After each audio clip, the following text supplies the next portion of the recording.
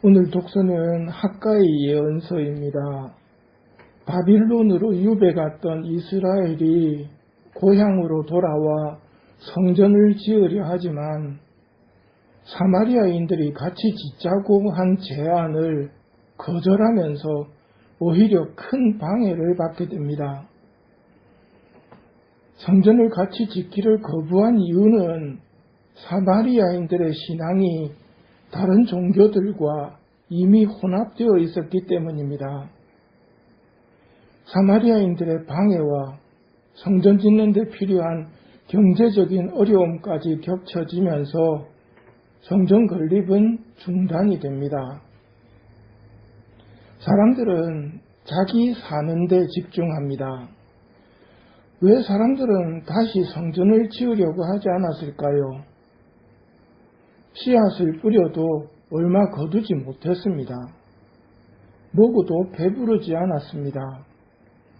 이렇게 살기가 팍팍한데 성전 지을 여유가 어디 있느냐며 성전 건립은 뒤로 미루었습니다. 그런데 만군의 주님께서 이렇게 말씀하십니다. 너희가 살아온 길을 돌이켜보아라. 씨앗을 많이 뿌려도 얼마 거두지 못하고 먹어도 배부르지 않으며 마셔도 만족하지 못하고 입어도 따뜻하지 않으며 품삯을 받아도 구멍난 주머니에 넣는 꼴이다. 왜 사는 게 이렇게 힘들어졌을까? 만군의 주님의 말씀이다. 내 집이 무너져 있는데도 너희가 저마다 제 집 돌보는 데만 바빴기 때문이라고 알려주십니다. 이스라엘이 겪고 있는 빈곤과 흉작은 하느님을 뒷자리로 밀어낸 결과이니 이제 다시 신앙의 열성을 되찾아 주님께 합당한 집을 지어 드리려고 공사를 재개한다면 많은 복을 받게 되리라고 알려줍니다. 성전 지을 형편이 안 돼서 못 짓는다는 말도 일리가 있습니다만 그 계산은 보이는 것만으로의 계산이며 보이지 않는 하느님과 그분의 은총은 생각하지 않는 계산이었습니다. 돈이 생기면 성전 짓겠다. 지금은 돈이 없다는 논리로 성전 건립을 미루던 이스라엘에게 산에 올라가서 나무를 가져다가 집을 지어라. 그러면 나는 그 집을 기꺼이 여기고 그것으로 영광을 받으리라 말씀하시며 순서를 정립해 주십니다. 하느님, 그 다음이 사람입니다. 이 말을 오해하지 말아야 합니다.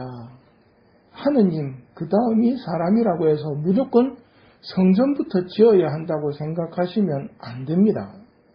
살아계신 하느님을 신학 지식 안에 가두려고 하면 안 됩니다. 살아계신 하느님을 자기 머리 안에 집어넣는 교만한 생각입니다. 너희가 나에게 무슨 집을 지어 바치겠다는 말이냐 하고 말씀하시기도 합니다. 그러니 성전을 지어야 하는가 말아야 하는가 하는 문제 앞에서 하느님의 뜻을 찾아야지 하느님은 성전을 원하신다. 마땅히 해드려야 한다는 지식으로 규정을 하고 성전을 무조건 지어 바치면 문제가 생깁니다. 성왕 다윗도 하느님께 성전을 지어 바치려고 했습니다. 근데 하느님이 노우하셨습니다. 그러자 다윗의 위대함이 그러면 짓지 않았습니다. 지을 준비는 다 했지만 짓지는 않았습니다. 하느님이 원하시지 않았기 때문입니다. 하느님, 그 다음이 사람입니다. 이 순서를 바꾸려는 것은 교활한 마귀의 계략입니다. 이웃사랑도 착한 일이기에 자기 생각에 하느님보다 이웃사랑이 먼저라고 생각되면 물러서지 않고 고집을 피웁니다. 예수님께서 당신의 순환과 죽음을 말씀하신다면 슬프더라도 순명해야 합니다. 그게 종인 우리가 해야 할 일입니다. 만일 자기 생각과 다르다고 예수님의 일을 반대한다면 사탄아 물러가라는 말을 듣게 됩니다. 성전을 지어야지. 지금 형편에 무슨 성전이냐. 둘 다 맞는 말이지만 무엇이 하느님의 뜻인가를 생각해야 됩니다.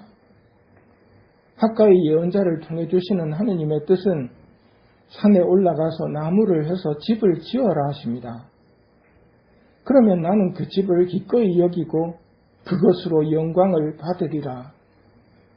너희가 빈곤과 흉작에 시달리는 것은 내 집이 무너졌는데도 너희가 저마다 제 집 돌보는 데에만 바빴기 때문이다. 그러므로 하늘은 너희에게 이슬을 내리지 않고 땅은 소출을 내지 않았다고 알려주십니다. 우리가 바치는 기도도 한번 점검해 봐야 됩니다. 제 집을 돌보는 데 바쁜 기도만 하고 있다면 문제가 있습니다.